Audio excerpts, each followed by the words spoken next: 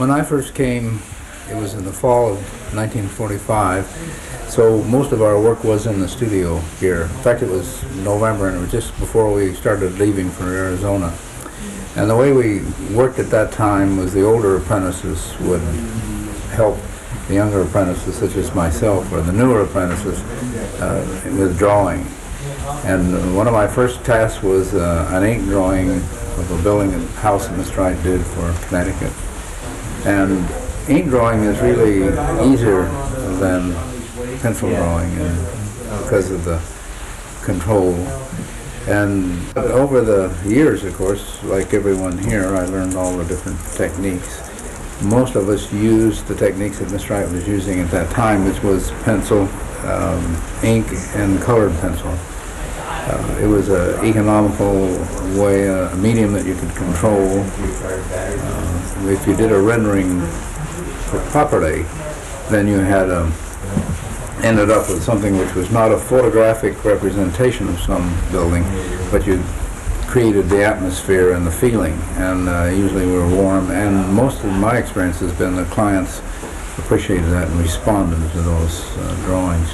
Over the years, of course, of working a lot, we've developed, as new technique came along, printing, drawing, and so forth, we used a combination of photographic prints and layers and all of that sort of thing. But when the computer came along, boy, I was really excited because everything there was under your control. I used to have mental blocks about spoiling too much paper with changes and things of that kind, because the whole design process is a matter of change. And Mr. Wright used to say that the real designing tool was the eraser, so it gives you some idea. And we have drawing, I was just looking through the files right now, and there was a whole ream just for one project, just conceptual sketches and drawings. And I was going to throw a lot of them out to make room, but one does do a lot of that. Now with the computer, of course, you don't have that record, which I suppose in Mr. Wright's case, it's a damn good thing he didn't have it, because now we have that record.